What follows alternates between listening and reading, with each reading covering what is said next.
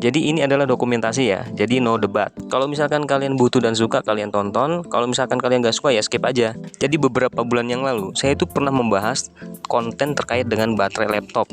Karena laptopnya itu sudah lowbat, jadi baterainya diganti dengan yang baru. Dan ini adalah baterai bekasnya guys. Jadi baterai ini sudah nggak dipakai lagi, ditaruh di gudang.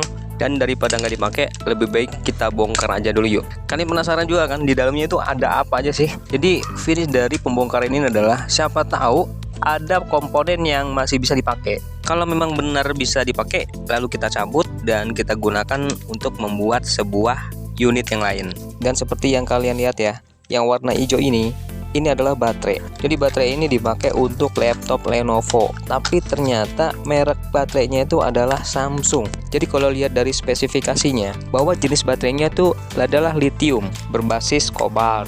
Diameternya itu kurang lebih 18 mm, terus panjangnya itu kurang lebih 65 mm. Tegangan atau voltase dari satu baterai ini adalah 3,6 sampai 3,7 volt. Jadi bukan sel high drain. Jadi dia itu nggak cocok untuk penggunaan dalam unit vape atau rokok elektrik gitu loh. Dan dia bisa digunakan untuk laptop dan power bank. Nah kebetulan nih saya juga tertarik untuk menggunakannya menjadi power bank. Jadi setelah kita bongkar, ternyata jumlah baterainya itu ada 6 pieces dan dihubungkan secara paralel dan seri. Maksudnya gimana? Jadi dua baterai baris itu dihubungkan dengan cara paralel. Lalu setelah dihubungkan dengan cara paralel, lalu si paralel ini dihubungkan dengan cara seri, yaitu 3 baris secara berurutan dari atas ke bawah. Sebenarnya baterai-baterai yang kita anggap sudah low baterai di dalam unit tertentu, sebenarnya tidak semua baterai yang ada di dalamnya itu rusak semua ya. Seperti contohnya ini, ada 6 biji, gak mungkin semuanya rusak. Biasanya disebabkan oleh salah satu baterai atau 2 baterai yang memang benar-benar sudah rusak dan akhirnya tidak memenuhi voltase yang dibutuhkan. Misal nih, yang dibutuhkan adalah 6 volt, tapi karena salah satu baterainya itu mati, akhirnya voltasenya cuma 3 volt. Masalahnya, mesin itu bisa bekerja dengan tegangan 6 volt. Dan itulah penyebab kenapa rata-rata mesin itu mogok atau mati. Nah, makanya kalau misalkan masuk ke tukang servis itu kalau misalkan dalam sebuah unit ada baterainya, maka yang diperiksa adalah baterainya dulu. Karena kemungkinan kecil untuk rusak di bagian mesinnya. Kenapa baterai bisa rusak? Karena baterai itu isinya adalah elemen. Jadi kalau namanya elemen dipakai terus lama-lama ya rusak. Sama seperti kayak kita, kalau disuruh kerja terus pasti lama-lama capek kan. Nah kalau udah begini solusinya apa? Kalau menurut saya sebenarnya solusinya adalah tinggal ganti salah satu baterai yang rusak tersebut. Kalau misalkan mesinnya itu nggak ada masalah, biasanya sebuah unit itu sudah bisa kembali normal. Tapi kali ini saya akan mempreteli semua baterainya ya. Saya lepas dari modulnya atau mesinnya. Saya akan pakai baterai ini untuk digunakan sebagai power bank. Tentunya dalam rangkaiannya tidak seperti ini ya. Nanti kita akan buat menjadi paralel. Sepertinya baterai ini dihubungkan dengan plat aluminium apa nih ya, nggak tahu juga nih. Atau logam apa gitu. Mungkin kalian tahu yang tukang baterai, silakan kolom komentar ya. Tapi di bagian sini itu tetap di solder ya. Kalau yang ke arah modulnya atau ke arah mesinnya ya.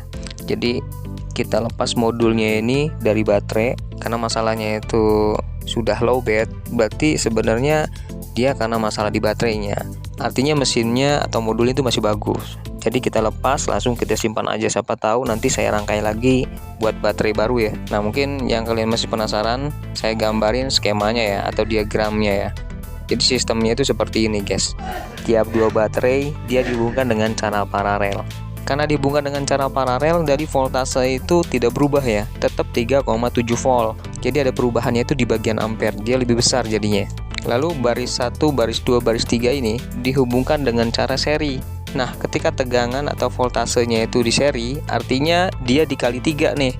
Tadi kalau 3,7 volt dikali 3, jadi sama aja 11,1 volt. Nah 11,1 volt itu untuk menghidupkan laptop guys. Terus untuk bagian kutub positifnya itu adalah yang diberi tanda dengan stiker warna kuning ini. Kalau misalkan kalian lupa dengan positif negatifnya atau kutub positif dengan negatifnya, kalian bisa menggunakan multimeter untuk memastikan bahwa di bagian mana kutub positif dan kutub negatif. Saya sudah manasin solder.